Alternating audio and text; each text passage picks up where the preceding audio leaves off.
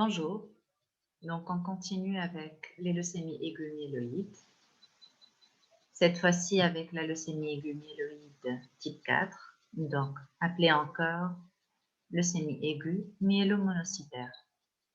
Donc concernant le taux de blast, c'est entre 20 et 79%. Donc cette fois-ci, il y a deux populations de blast, donc il y a les myéloblastes, d'accord, et il y a la lignée monoblastique. Donc, concernant la lignée monoblastique, donc il y a un pourcentage qui est supérieur ou égal à 20%, d'accord? Et bien évidemment, l'ensemble du taux de blast, il est entre 20 et 79%. Bien sûr, donc il faut savoir différencier les deux aspects de blast. Les myéloblastes, comme on a dit, pour la LAM1, la LAM2. Donc, il s'agit d'un blast de taille moyenne à grande, avec un rapport nucléostoplasmique cette fois-ci assez bas, un contour nucléaire qui est souvent régulier, une chromatine qui est fine, parfois nucléolée, et un cytoplasme qui est moyennement basophile et qui présente des grains.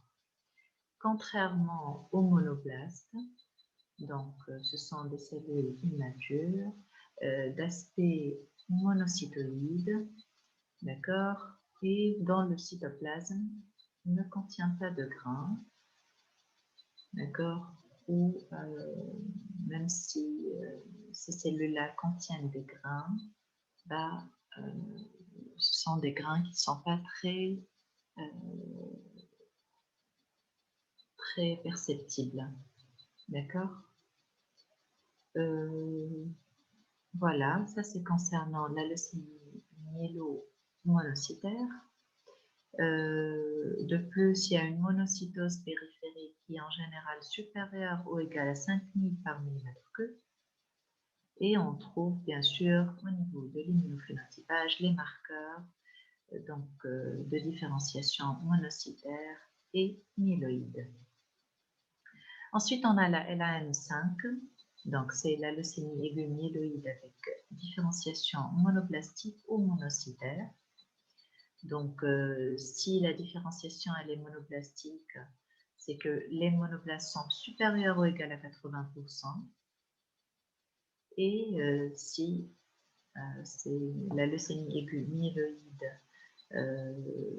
avec différenciation monocytaire, plutôt la leucémie aiguë avec différenciation monocytaire, bah là, le taux de monoblastes, il est inférieur, bien évidemment, à 80%.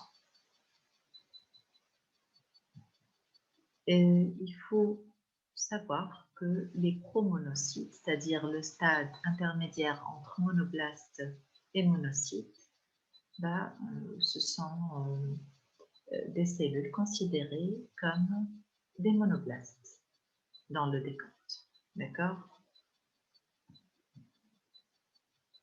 Donc, ça, c'est pour la LAM5.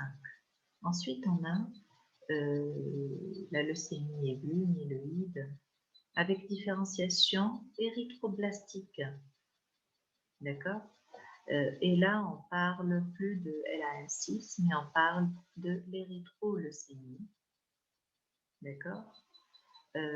Cette érythroleucémie, elle contient un taux supérieur ou égal à 50% de précurseurs érythroïdes, d'accord, pouvant contenir donc des signes de dysplasie, et un taux supérieur ou égal à 20% de myéloblastes. On parle aussi de la leucémie aiguë érythroblastique pure, avec un taux supérieur ou égal à 80% de précurseurs érythroïdes qui sont très dysplasiques. Donc ici, c'est l'érythroleucémie. Donc, on a une prédominance de la ligne érythroblastique avec un taux supérieur ou égal à 50%, mais aussi on trouve les myéloblastes avec un pourcentage qui, évidemment, est supérieur ou égal à 20%.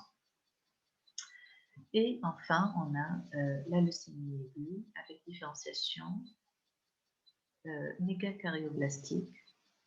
Donc là, les blastes sont supérieurs ou égaux à 20% et supérieurs ou égaux à 50% des blastes doivent exprimer des marqueurs de la ligne mégacaryocytaire. Donc au niveau de la LAM7, l'aspect médulaire est assez pauvre.